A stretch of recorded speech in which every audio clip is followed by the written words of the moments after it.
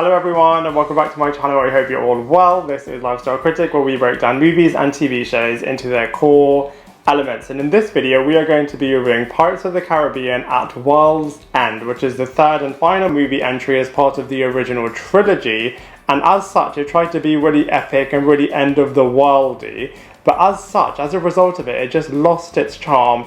It really lost its humour and its lightheartedness, and it still had the really lame characters from the previous installment, and this time it was even more convoluted with all of the storylines, and there weren't any light relief scenes like there were in the beach in the second movie. You know, I think this is a bit of an unpopular opinion, but I actually much prefer the first two movies and the fourth and fifth movie to At World's End, as they really did fix all of the issues that were there in the third movie. But you know, that being said, if you are a Pirates of the Caribbean fan, then you definitely need to check this out, and I'm going to be breaking it all down for you in this movie review.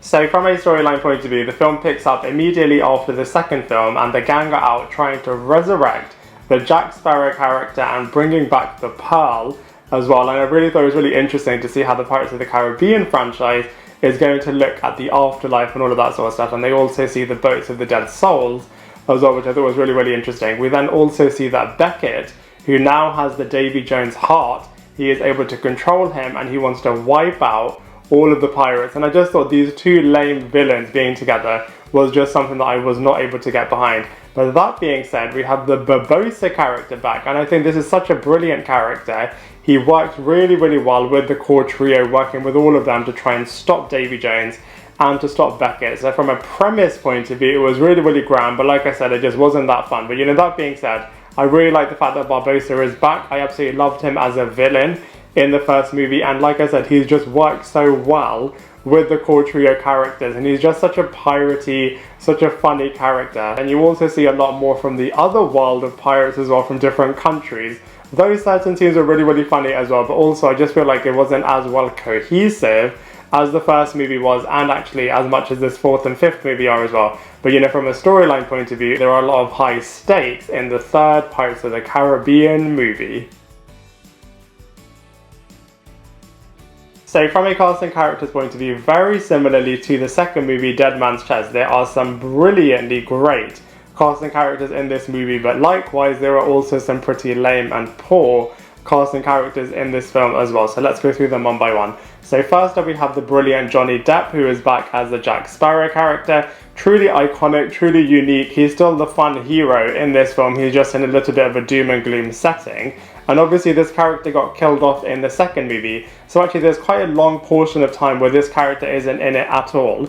And then when he is in it, he's just trying to acclimatise himself with being in the next stage of life, and then getting resurrected, and then learning about what on earth is actually happening since he passed away. So all of those scenes aren't necessarily the Jack Sparrow we know and love. It does take a long time for him to get there. But when he does eventually get there, he is his usual endearing and likeable self. And then those are the brilliant scenes that you love the Jack Sparrow character in. Next up we have Geoffrey Rush, who like I said is back as the Barbossa character. A very cunning pirate, and I just absolutely love the transformation that this character had from being a villain, the ghost pirate, immortal version of himself in the first movie, to now being actually part of the core trio, which I thought was an absolutely brilliant transformation. And this character, like I said, has some brilliant one-liners, very piratey, and really does help all of the different characters in all the situations that they find themselves in. We then have Naomie Harris, who is back as the brilliant voodoo priestess character. Such a cool character that was introduced in the second movie, and this time she has a much bigger part to play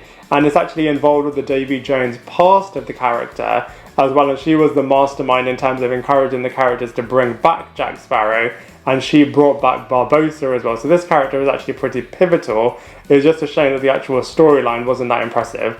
Next up we have Orlando Bloom, who is back as the Will Turner character, who's still in love with Governor Elizabeth Swann, and he's also still on a mission following the second movie to try and save his dad, and now he's a lot more on the same side as the Jack Sparrow character. Next up we have Kiera Knightley, who is also returning, and she is guilt-ridden with practically being the person that killed off Jack Sparrow in the previous movie. She still goes down a bit of a darker path in this film as well, but it's pretty pivotal as far as the first third of the movie goes in terms of saving the Jack Sparrow character. Next up we have Chow Yun-Fat, who is in this movie as the Sao Fan character. This actor really wanted to be part of the Pirates of the Caribbean franchise, and his character is really, really cool. He's like the head honcho in this particular area, and I love how all of the different pirate characters try to outsmart him, and then actually he is really helpful to them in the future, so I feel like this character was a real welcome addition. Next up we have the Norrington character, who is also back from the first two movies.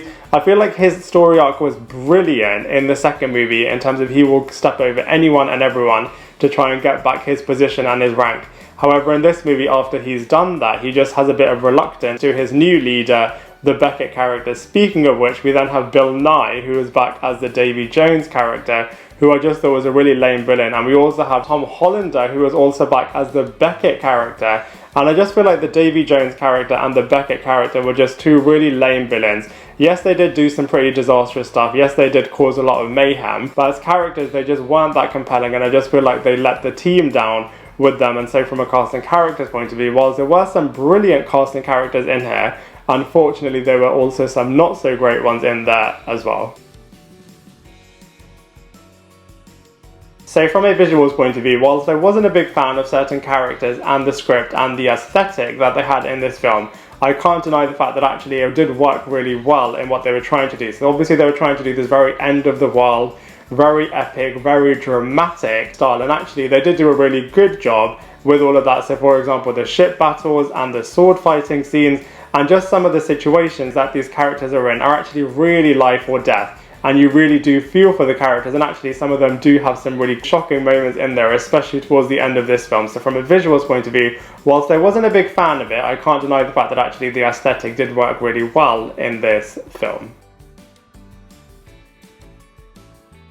So from a comparison point of view, unfortunately, At World's End is my least favourite Pirates of the Caribbean movie. You know, it is very similar to the second movie, but the second movie, like I said before, had the outstanding island scenes. This movie unfortunately just didn't have anything as great as that movie did, but you know, that being said, it did so have an absolutely outstanding cast and brilliant characters, and they were definitely in their best form despite not having the best script in this movie. I mean, you know, the scenes where there were loads of different other pirates from loads of different areas of the world trying to make those decisions. Really nice conceptually, but I just feel like that was an example of the execution not being that impressive. So unfortunately, overall, this has to be my least favourite Pirates of the Caribbean movie.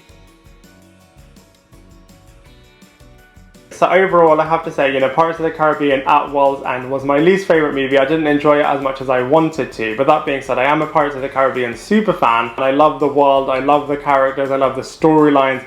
Everything is super compelling, and so from that point of view, it is really worth watching. I do feel like the next two installments, so the fourth and fifth movie, they definitely learned the lessons from the third movie and made it a lot more in keeping with the first movie, which is absolutely brilliant. But as far as At World's End goes, unfortunately, I have to give it a 4.5 out of 10, as it wasn't for me. But I'd love to hear what you think, so please let me know in the comment section below. Otherwise, I look forward to seeing you in my next video.